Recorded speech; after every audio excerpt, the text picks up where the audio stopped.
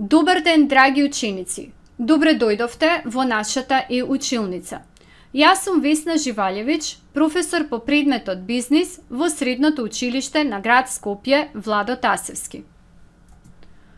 Денешната наставна единица за која што ќе зборуваме е правни форми на бизнисот. Целите кои што треба да ги постигнеме на овој час се следниве: да го дефинираме поимот трговец-поединец и поимот трговско друштво, да ја објасниме разликата помеѓу разните форми на трговски друштва, да се анализира улогата на разните форми на трговски друштва во нашата економија. Она што очекувам од вас на крајот од оваа наставна единица, да можете сами да го дефинирате поимот трговец-поединец и поимот трговско друштво, да ги образложите правните форми на трговски друштва во нашата земја според Законот за трговски друштва и да ги поврзете формите на трговски друштва со конкретни примери од нашата економија. За почеток, неколку прашања упатени до вас. Дали досега сте го сретнале поимот трговско друштво? Што мислите? Со што се занимаваат трговските друштва? И третото прашање би било: дали, освен трговската дејност, трговските друштва можат да вршат и некоја друга дејност? Тука можете да го стопирате видеото и да ги одговорите поставените прашања. Едно од најчесто поставуваните прашања од страна на учениците на часовите по бизнис е дали трговските друштва се занимаваат само со трговска дејност. Секако дека не. Трговските друштва можат да ја извршуваат било која дејност, како што се земјоделство, рударство, шумарство, индустрија, финансии, транспорт, градежништво и други. Според Законот за трговски друштва, во нашата земја предвидени се следниве два вида на правни лица, и тоа трговец-поединец и трговско друштво. Трговец-поединец представува физичко лице кое во вид на занимање врши некоја дејност и кое одговара за своите обврски лично и неограничено со целиот свој имот. Трговските друштва ќе ги дефинираме малку подоцна, но она што треба да го знаете е дека секое правно лице, за да биде формирано, мора да пополни пријава за упис во Централниот регистар. Постапката за регистрација е доста брза, трае само околу 4 часа, доколку ги донесете потребните документи за негово регистрирање. Да кажеме сега што е трговско друштво. Според Законот за трговски друштва, трговското друштво е правно лице, односно секое предпријатие во кое што едно или повеќе лица вложуваат пари, предмети или права во имот што го користат за заедничко работење и притоа заеднички ја делат добивката и загубата од работењето. Користејќи ја наставната техника мисловна мапа, ќе се обидам на најдобар можен начин да ви ги објаснам видовите на трговски друштва предвидени според Законот за трговски друштва во нашата земја. Станува збор за следните 5 вида на трговски друштва. Јавно трговско друштво, која ја има кратенката ЈТД, друштво со ограничена одговорност ДОО, понатаму акционерско друштво или АД, командитно друштво КД и командитно друштво со акции, односно КДА. Јавното трговско друштво е предпријатие кое е формирано од две или повеќе правни или физички лица кои за обврските на друштвото одговараат неограничено со целиот свој имот. Влоговите на содружниците можат да бидат парични и непарични. кај непаричните влогови станува збор за права, предмети или услуги кои сепак содружниците мора да ги изразат во пари. Друштвото со ограничена одговорност или ДОО е една од најзастапените форми во нашата економија. Станува збор за предпријатие кое што е формирано од две или повеќе лица кои имаат ограничена одговорност за обврските на друштвото. Тоа значи дека основачите одговараат за обврските на друштвото само до висина на својот влог што го внеле во друштвото. За да може да биде формирано друштво со ограничена одговорност, основната главнина не смее да биде помала од 5000 евра во денарска противредност, додека секој поединечен влог не смее да биде помал од 100 евра. Сигурно и досега сте го сретнале друштвото со ограничена одговорност на едно лице кое ја има кратенката ДОЕЛ. Станува збор за предпријатие кое што е во сопственост на едно лице и кое има ограничена одговорност за своите обврски. Тоест, тој одговара за обврските на друштвото само до висина на својот влог што го внел во друштвото. Акционерското друштво представува исто така една од правните форми кои што се утврдени со Законот за трговски друштва.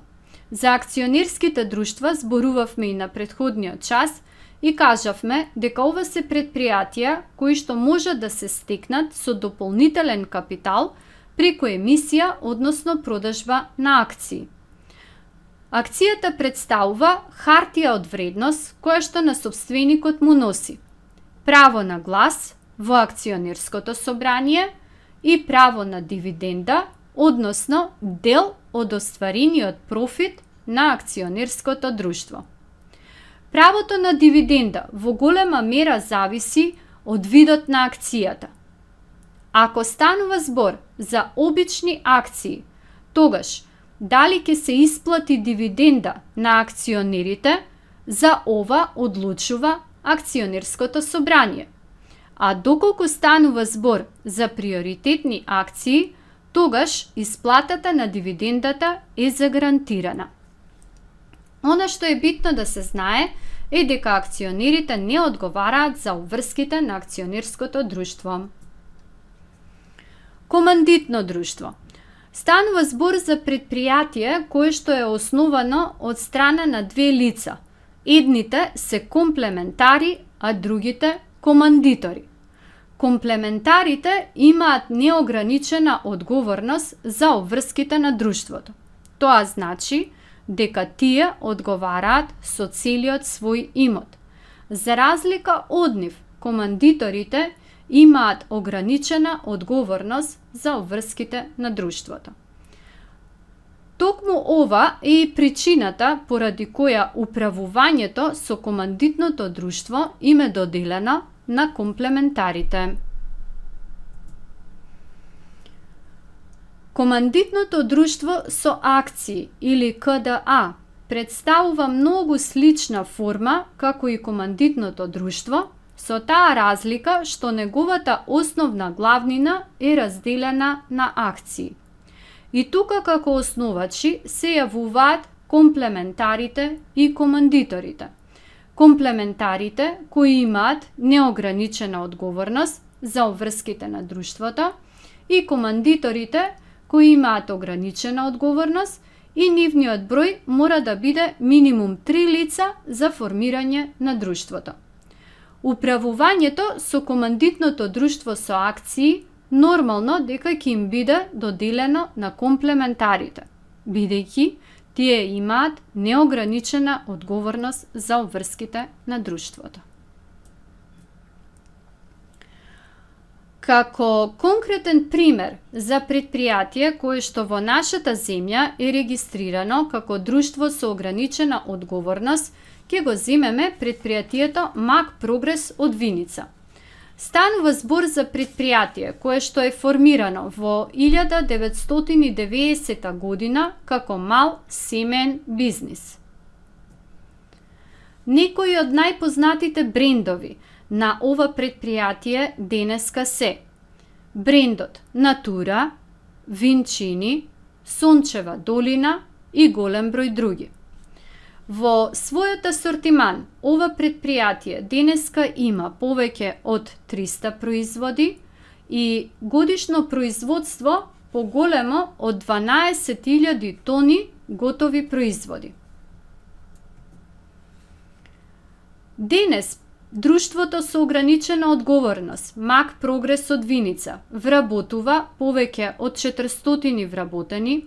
Слободно можеме да кажеме дека е едно од водечките предпријатија во кондиторската индустрија, кое успева своите производи да ги пласира во повеќе од 45 земји во светот и слободно можеме да кажеме дека 75% од своето производство го наменува за извоз. Како пример за акционерско друштво ќе ја земеме компанијата Алкалоид Скопје. Станува збор за предпријатие кое што е формирано во далечната 1936 година, во кое биле во тоа време вработени само 15 работници, кои годишно произведувале 350 килограми фармацевски производи. Основен фактор за основање на ова предпријатие бил квалитетот на македонскиот афион, кој се користел како суровина во производството на фармацевски производи. Денес нивните најпознати производи се лекот кафетин, кој се произведува од 1957 година, производите од програмата на Бекутан, лансирани уште од 1978 година, чаевите на Good Nature и голем број други. Денес компанијата Алкалоид има повеќе од 1600 вработени. Нејзините акции котираат на македонската берза на хартија од вредност од 2002 година и слободно можеме да кажеме дека тоа се едни од најликвидните и најтргуваните акции на берзата. Прашањата кои што ги упатувам до вас се следниве. Обиди се да се сетиш на неколку акционерски друштва, чии акции котираат на македонската берза на хартија од вредност. Потоа, можеш да го отвориш сајтот на македонска берза на хартија од вредност и да ја запишеш цената на една акција на некој од овие акционерски друштва. Она што можам да ти го препорачам и да го имаш во предвид во иднина е следново. Доколку во иднина планирате да започнете свој бизнис, треба добро да размислите како ќе се регистрирате. Дали како ДОЕЛ, односно друштво со ограничена одговорност на едно лице, или пак како трговец поединец. Главната разлика е во тоа што како ДОЕЛ за обврските на друштвото одговарате само до висина од 5000 евра кои сте ги вложиле при формирање на предпријатието. Додека, ако се регистрирате како трговец поединец, имате неограничена одговорност за своите обврски, а тоа значи дека одговарате со целиот свој имот. Како домашна задача би можел да го изработиш следново. Отвори го веб сајтот на Централниот регистар и погледни го образецот пријава за упис на основање на субјект во трговскиот регистар. Ова е образец кој треба да го пополни секој нов деловен субјект при неговото основање. Обиди се преку информациите кои можеш да ги добиеш на интернет да откриеш кое предпријатие е регистрирано во нашата земја како командитно друштво со акции. Според публикацијата Doing Business за 2020 година, која ја објавува Светската банка, од вкупно 190 земји, нашата земја е рангирана на високото 17-то место. Критериумите според кои се врши рангирањето се следниве. Постапка за регистрација на нов бизнис, која кажавме дека во нашата земја оди релативно брзо. Добивање на градежна дозвола, приклучок кон електрична енергија, постапка за добивање на кредит, заштита на инвеститорите преку правниот систем и даночните обврски кои ги имаат бизнисите во нашата земја. На нивниот веб-сајт можеш да ја превземеш публикацијата и да се информираш повеќе за ова. Драги ученици, со оваа наставна единица ја завршуваме темата Бизнис концепт. Во учебникот Бизнис за 3-та година од авторите Зоран Златковски и Славица Ковачевска-Вилкова можеш да ги најдеш сите наставни единици кои досега ги работевме.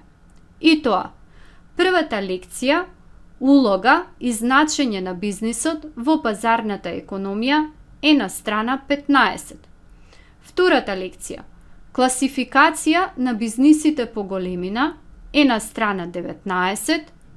Третата лекција, основни форми на организација на бизнисот на страна 306 и она за кое што денеска зборувавме, правните форми на бизнисот на страна 27. Драги ученици, ви благодарам за вашето внимание.